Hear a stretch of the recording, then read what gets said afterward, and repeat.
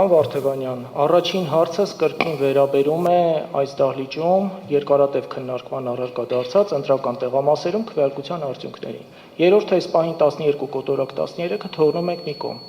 Խոսքը վերաբերում է 35 կոտորակ 65 եւ 10 կոտորակ 51 ընտրական տեղամասերին,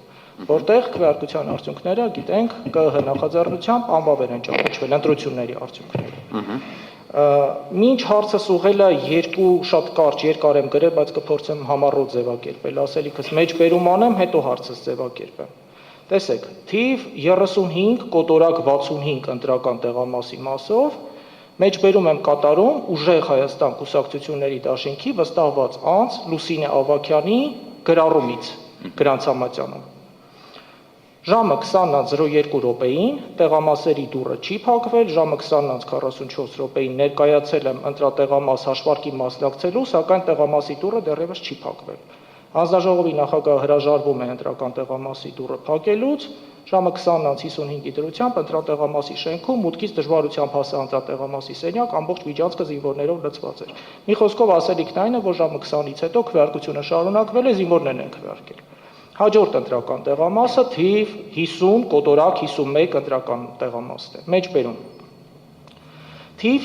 10 կոտորակ 51 տեղամասային ընտրական հանձնաժողովի Գրանցամատյանում գրառումը կատարվել է Ուժեղ Հայաստան կուսակցությունների դաշինքի վստահված անձ Շուշան Ադամյանի կողմից։ Կրկին նույնաբովանդակ է, բայց կցանկանամ բարձրաձայնել այնուամենայնիվ, այստեղ կոնկրետ թիվ է նշվում։ Ժամը 20:00-ի դրությամբ տեղամասի տարածք է բերվել 250 զինվոր եւ 20:10-ի դրությամբ դեռևս տեղամասում են գտնվում 75-ից ավելի զինվորներ։ Ժամը 20:50-ի դրությամբ տեղամասում են գտնվում դեռ 52 զինվորներ եւ քվեարկության գործընթացը շարունակվում է։ Վերաբերելի մյուս հարցերը ես կուղեմ իհարկե պատասխանողի ներկայացուցիչներին, այս կոնտեքստում, այս համատեքստում իմ հարցը, որն ուղղված է ձեզ, հետեւյալն է։ Պահանջել եք արդյոք անվավեր ճանաչել նշված երկու ընտրական տեղամասերում քվեարկության արդյունքները, հաշվի առնելով նաև վերոնշյալը։ Շնորհակալություն հարցադրման համար բարձր դատարան, մեր կողմից ուղիղ արձանագրումը անվավեր ճանաչելու տեսանկյունից, որը ներկայացրել են կենտրոնական ընտրական հանձնաժողովին, հանդիսացել է 12 կոտորակ 13 ընտրական տեղամասի վերաբերյալ արդյունքները, որի վերաբերյալ նաև ԿԸՀ-ի արդեն բազմիցս քննարկված 258 որոշման մեջ հիշատակում կա։ 35 կոտորակ 65 որոշման վերաբերյալ նշումը կար, գրառումը կար, ընտրատարածքային ընտրական հանձնաժողովի համապատասխան որոշման մեջ էլ հիշատակումը կա մեր կողմից վստահված անձի կատարված գրառման։ Մենք հարցին դիտարկում ենք ուրիշ տեսանկյունից։ Մենք այդ հանգամանքը որպես փաստարկ ենք հենց օգտագործում, նաև ամփոփիչ ելույթում ենք ներկայացնելու, որ կենտրոնական ընտրական հանձնաժողովը ուներ բոլոր հնարավորությունները բացառելու համար, որ 20:02-ին հաջորդած ժամանակահատվածում այդ իրավիճակը լիներ։ Իդեպ նաև հենց մեր գործընկերը բավականին կարևոր արձանագրում էլ արել է, ինքը զգուշացրել է, բայց իրեն չեն լսել։ Հիմա այդ նույն ընտրական տեղամասի նախագահի ինչի համար չի արձագանքել մեր վստահված անձի հարցին, դա հենց ամբողջ խնդիրն է։ Ինչ վերաբերում է երկրորդ ընտրական տեղամասի վերաբերյալ հանգամանքին, առանձին դրա վերաբերյալ գործողություններ չենք իրականացրել, եւ այստեղ նաեւ մի հանգամանք եմ ուզում բացահայտել բարձր դատարանին։ Մեր կողմից թվով 6 հայցադիմումներ են ներկայացվել վարչական դատարան, որոնցից 3-ի վերաբերյալ նաև համապատասխան բողոք ենք ներկայացրել, քանի որ վարչական դատարանի գործողությունների հետ կապված իսկապես ինչպես այսպես ասած հիշատակվել էր ԿԸՀ հայտարարության մեջ, տակտիկական որոշակի գործողությունների շղթա էինք նկատել վարչական դատարանի կողմից, դրան առանձին կանդրադառնանք, եթե հարցը լինի, բայց ամփոփելով ձեր հարցադրման պատասխանը, կոնկրետ մեր գործողությունները վերաբերել են հենց դրանց, բայց բարձր դատարան սա էլ եմ ուզում արձանագրել, եթե նայենք այն թվային պատկերը,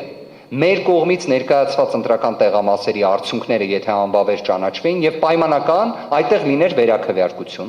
դրան գումարում ենք այլևս 3 ընտրական տեղամասերը, որոնց Պարոն Վարդևանյան, ներողություն եմ խնդրում ձեզ ընդհատելու համար, շատ լավ հասկանում եմ ինչ եք ասելու, ես այդ հարցերը կրկին եմ ասում, կուղեմ ԿԸՀ ներկայացուցիչներին, ձեր պատասխանը այս պահին ինձ համար հստակ է, առնվազն ինձ համար։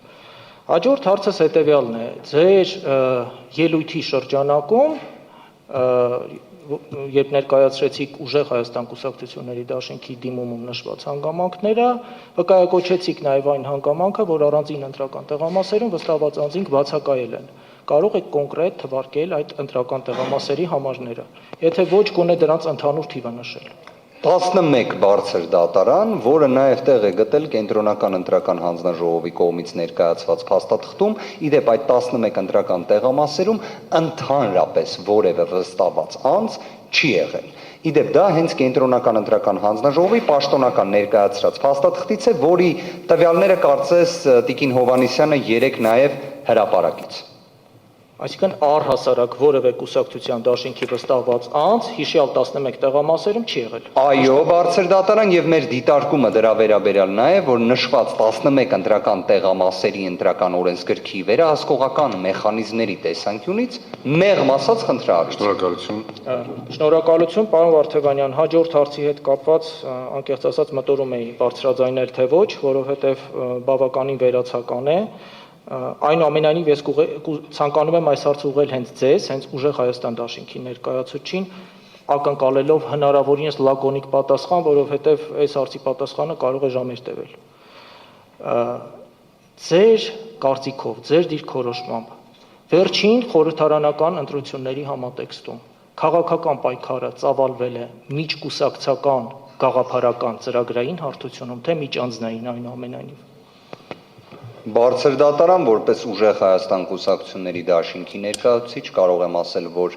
մեր կողմից այն ներկայացվել է ծրագրային տրամաբանության ներքո, ընդգծելով իհարկե քաղաքական պատասխանատվություն ստանձնողին անձին, Սամվել Կարապետյանին, ինչը չեմ կարող բնավ ասել քաղաքացիական պայմանագիր կուսակցության մասով, հակիրճ եմ ձևակերպելու պատասխանը բարձր դատարան, այստեղ ամբողջ խնդիրը նա է, որ քաղաքացիական պայմանագրի կողմից է ատելության խոսքի իրացումը իրականացվել, դրա վերաբերյալ ունենք իրավական փաստական տվյալը եւ այն, ինչ իրացվում է, այդ պահին էլ գործադիր իշխանության ղեկավարի լծակները ունենալու պայմաններում դրա ազդեցության աստիճանը անհամադրելի է որևէ այլ ուժի կողմից նման բառամթերք ծրագրերից նման կերպ շեղվելու իրավիճակի հետ։ Իդեպ մենք կենտրոնական ընտրական հանձնաժողովի նիստի ընթացքում հենց դա ենք բարձրաձայնել։ Այնպես ինչպես գրվել է Սահմանադրական դատարանի 1606 որոշման մեջ, որ նախընտրական շրջանը դա ծրագրերի, քաղաքական գործողությունների պատկերացումների բախման ժամանակահատվածն է։ Ոչ թե այն ինչ տեղի է։ Այդ որոշմանը անդրադարձ կկատարվի նաև հիշյալ կոնտեքստում, բայց հարցի հասցեատերը այլ անց կլինի, այսինքն դուք գտնում եք, որ ուժեղ Հայաստան կուսակցությունների դաշինքը այնուամենայնիվ պայքարը ծավալել է բացառապես ծրագրային կամ գաղափարական հարթությունում։ Որի վերաբերյալ ունեցել ենք այնպիսի խոչընդոտներ, որոնք էական ազդեցություն են ունեցել ընտրության արդյունքների վրա եւ անհամադրելի են եղել Սահմանադրության 7-րդ հոդվածի հետ, դրա վառ օրինակներից մեկը հենց նույն Սամվել Կարապետյանի տնային կալանքի պայմանն է եւ այն քրեական հետապնդումների ինտենսիվությունը կոնկրետ կալանքը որպես խափանման միջոց կիրառելու միջնորդություններով զուգորդված։ Բաժանորդագրվեք Արմաթ մեդիայի ալիքներին սոցցանցերում, հետևեք մեզ նաև Armat Media AM կայքում։